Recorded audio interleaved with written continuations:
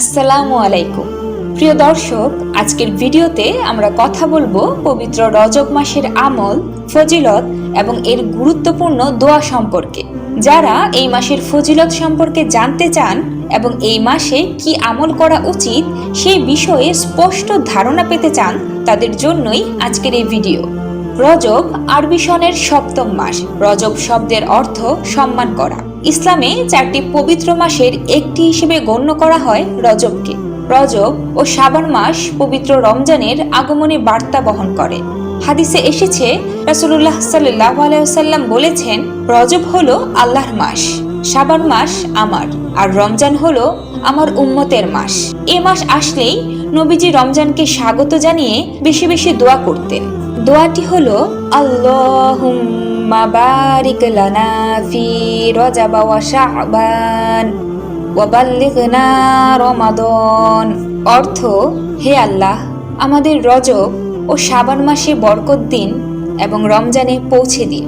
হযরত উম্মে সালমা রাদিয়াল্লাহু তাআলা আনহু বলেন, রাসূলুল্লাহ সাল্লাল্লাহু আলাইহি ওয়াসাল্লাম রমজান মাস ছাড়া সবচেয়ে বেশি রোজা পালন করতেন শাবান মাসে, অতঃপর রজব মাসে। হযরত আয়েশা রাদিয়াল্লাহু তাআলা আনহু বলেন, যখন রজব মাস আসতো, রাসূলুল্লাহ সাল্লাল্লাহু আলাইহি ওয়াসাল্লামের আমলের আধিক্য দেখেই আমরা তা বুঝতে পারতাম।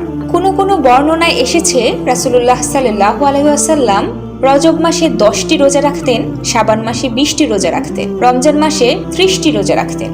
রজব মাসের আমলগুলোর মধ্যে অন্যতম হলো বেশি বেশি নফল রোজা পালন করা। মাস জুড়ে প্রিয় নবীজি সাল্লাল্লাহু আলাইহি ওয়াসাল্লামের নিয়মিত আমল সোমবার ও বৃহস্পতিবার রোজা পালন করা। তাছাড়া মাসের 13, 14, 15 তারিখ রোজা পালন করা। মাস জুড়ে বেশি বেশি নফল নামাজ পড়া, বিশেষ করে তাহাজ্জুদ, ইশরাক, চাশত দোহা, জাওয়াল, আওয়াবিন, তাহিয়াতুল ওযু, দুখুলুল মসজিদ ইত্যাদি নামাজের ব্যাপারে যত্নবান হওয়া খুবই জরুরি। হযরত সালমান ফারসি রাদিয়াল্লাহু তাআলা আনহু থেকে বর্ণিত হাদিস থেকে জানা যায়, রজব মাসের প্রথম তারিখে 10 রাকাত নফল নামাজ পড়তে হয়। হযরত ওমর রাদিয়াল্লাহু তাআলা আনহু বর্ণনা করেন, রাসূলুল্লাহ সাল্লাল্লাহু আলাইহি ওয়াসাল্লাম বলেন, অতি মহান মর্যাদার 4টি রাত হলো রজব মাসের প্রথম রাত, শাবান মাসের মধ্য দিবসের রাত শবে বরাত, শাওয়াল মাসের প্রথম রাত ঈদুল ফিতর বা রমজানের ঈদের রাত, জিলহজ মাসের 10ম রাত ঈদুল আজহা বা কুরবানির ঈদের রাত। এই মাসে কিছু বিদআতি কার্যকলাপ করা থেকে বিরত থাকুন, যেমন বিশেষ কোনো দিবস উদযাপন বা বাড়তি আমলের নাম করে ভ্রান্ত পথে যাওয়া। প্রিয় দর্শক, রজব মাস আমাদের জন্য একটি বিশেষ সুযোগ।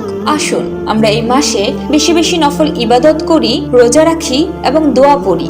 ভিডিওটি ভালো লেগে থাকলে লাইক দিন, শেয়ার করুন আর আপনার মতামত কমেন্টে জানাতে ভুলবেন না। আল্লাহ আমাদের সবাইকে রজব মাসের ফজিলত অর্জনের তৌফিক দিন। আমিন। আসসালামু আলাইকুম।